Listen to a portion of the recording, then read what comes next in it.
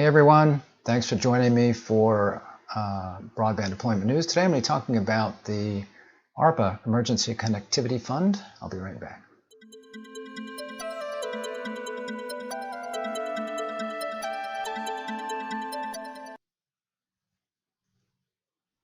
Hey, thanks for joining me. Rick Husey here at Zcorum. So I've talked a lot about ARPA. That's the American Recovery Plan Act, which was something that passed to help us kind of get through COVID-19. There's a lot of money from the federal government that is being granted to states, and a lot of states have put in applications for that. They're still accepting applications for that. So I've talked about that fund, a lot of the details about that, and encourage people, if you've not already looked into that, if you're a state, the states would be the eligible entities for that. So I've talked a lot about how that's still a fund that's available, and money's available for really now for that, as opposed to the Infrastructure Investment and Jobs Act that was signed into law back in November. So that's going to take a lot longer before we can see money from that. So, but part of ARPA is the Emergency Connectivity Fund, and I haven't talked really much about that. So I saw the story, and I thought this would be a good time to look at that. So you see here, FCC awards $240 million in Emergency Connectivity Fund support. So what is it? We'll talk a little bit about what it is and what some of the requirements are. So the FCC is committing $240 million, almost $241 million in Emergency Connectivity Fund support in the latest wave of awards in the program. So this program is $7.17 billion, which compared to what is in the other ARPA funds I was talking about, which was $350 billion. So most of that is going to what's called the State and Local Fiscal Recovery Fund. So that's the funds, again, that are the eligible entities are the states, and they can use that. There's a lot of discretion that the states have on how they can use that to improve broadband in their state. I've talked about that. So in this case, this is a $7.17 billion fund for schools and libraries, and to help students with make sure that the gap there for them being able to do things remotely, that we can close that gap. So again, here it says created in the American Rescue Plan Act of 2021. That was passed around March of 2021. The WAVE, the eighth, is projected to support more than 600,000 students. It will provide funding for 693 schools, 55 libraries, and 8 consortia in 49 states, in DC, Puerto Rico, and in Northern Mariana Islands. The program so far has committed more than $4.4 billion, so there's still some money left to be allocated.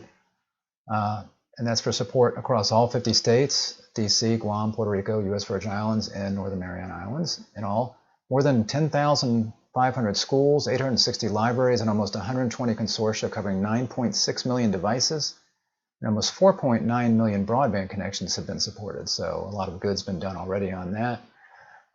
The FCC has their site about the Emergency Connectivity Fund. I'll go ahead and link to this on the after the broadcast today down in the comments.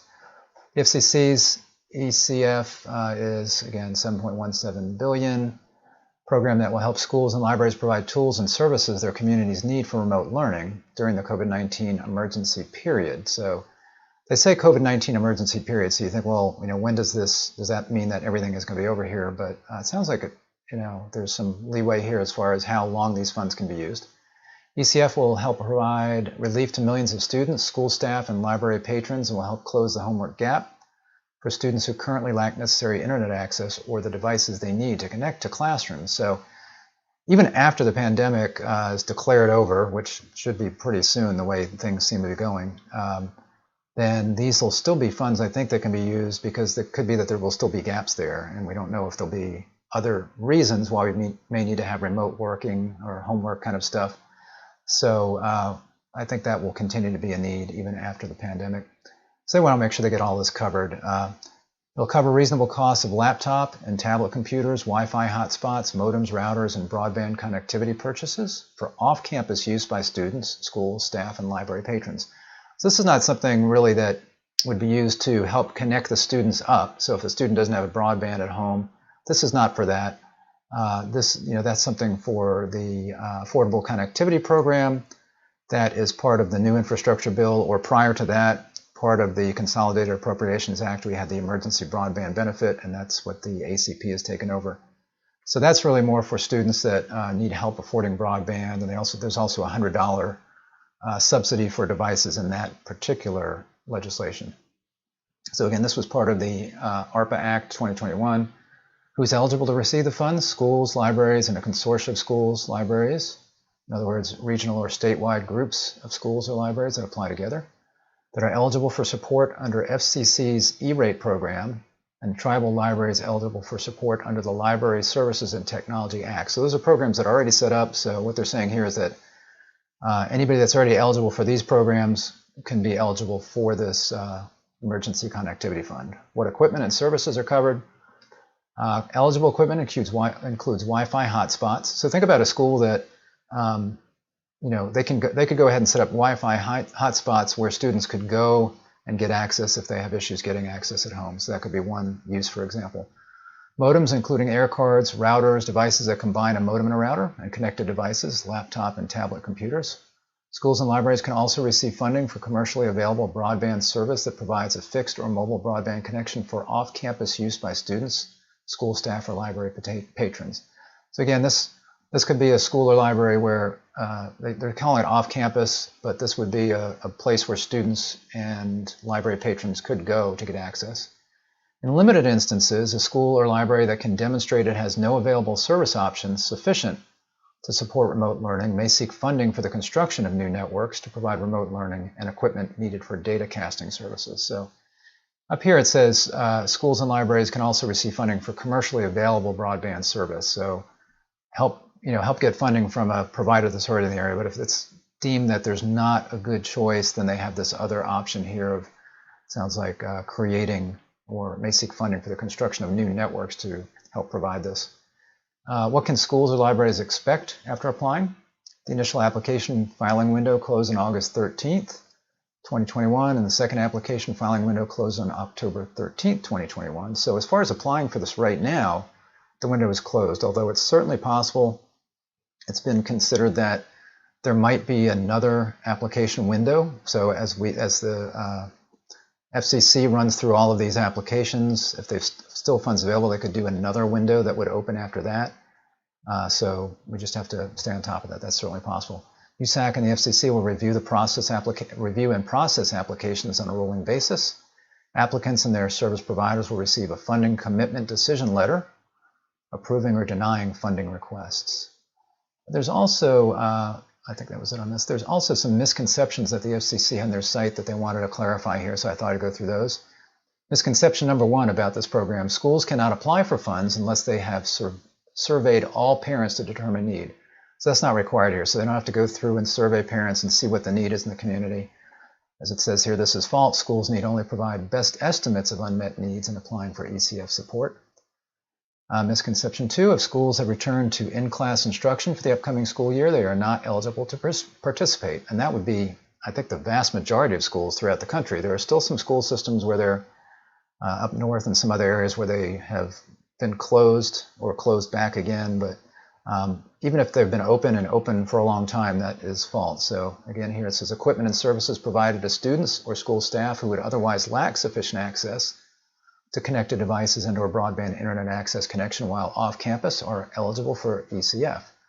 So once again, even when the pandemic is over, if there are students who would not have the ability to connect up outside or off campus, then this is still available. These funds are still available to close that gap. Misconception number three: if schools have received ESSER or CARES Act funds to buy connected devices, hotspot devices, they are not eligible to participate. It says here it depends. They may seek funding for any portion of the cost of the equipment or services that were not covered. They may also seek support to address ongoing unmet needs that are not covered through other funding sources. So there's some leeway there. Number four: if households receive EBB benefits, that's the emergency broadband benefits, they are ineligible to receive devices or service through ECF. So again, the EBB was something that was under the Consolidated Appropriations Act. That was part of the coronavirus relief package.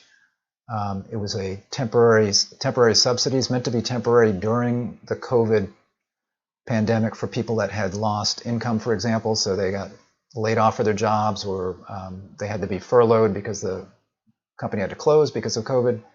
That's what EBB was for. The The ACP, Affordable Connectivity Program, is part of the Infrastructure Investment and Jobs Act, the Biden infrastructure bill that was passed, and that is taking over EBB, and that's meant to be a more permanent solution, although it's going to run out of funds at some point. So if they really want it permanent, they've got to do something about making that permanent.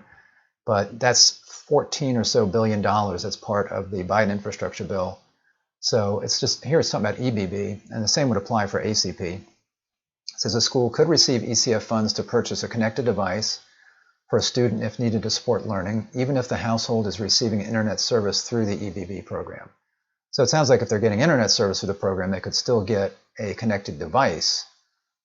It doesn't say if they got a subsidy for a connected device through that, if they could get another connected device. The EBB and the ACP are restricted to one device per household. So this will probably say that you can only have one device per household in either case, but they can get a device if they're getting broadband support through EBB. Misconception number 5, libraries are only allowed to lend devices to K through 12 students due to educational purpose requirement. This is false. There's no restriction that devices be loaned to K through 12 students. Library patrons may include library staff, so that could be the staff. And educational purposes is defined as activities that are integral, immediate, and proximate to the provision of library services to library patrons. So there is that caveat there. Misconception number 6, schools and libraries need to conduct competitive bidding, like they do for the E-rate program. That's false. While schools and libraries need to comply with state, local, and tribal procurement requirements, there are no federal competitive bidding requirements for this program. And then one last thing, I think it was on this page down toward the bottom, or maybe it was this page, can't remember. No, it was the FCC page. They have a link to basically all of the funds that have been awarded, and here you can see, so there's a spreadsheet up there that I just pulled in here that I can show. So you've got all these states and the different localities, the applicants. You've got Alaska, Alabama, it goes on forever. Was that Arkansas, etc. So you got all the states here, and then there's a tab down below that's got the the funding broken out by state. Now again, these funds don't go to the states directly, so they're just listing here kind of a cumulative of all of the applicants and how much was received for each state. So you can see here the state amounts. So I thought that might be of interest. So again, I'll link to a couple of these. I'll link to this FCC page here, and I'll link to this misconception page here, which might be of interest. So thanks for joining me. I hope this was helpful. If so, give me a thumbs up if you would on the video, and make sure you subscribe and click the little bell, and you'll be notified when I'm live. And I will see you tomorrow for Tech Tuesday. Tomorrow on Tech Tuesday, I'm going to be going through TrueVision. We've got some new updates that we just put into the application. That's a diagnostics application for cable and fiber providers. And we just came out with, like I say, some updates that have got some new features. So I will be going through that, giving a demo of some of those new features. So if you can join me for that, I'll see you then. Otherwise, I'll see you for broadband deployment news next time. Thanks a lot. Bye-bye.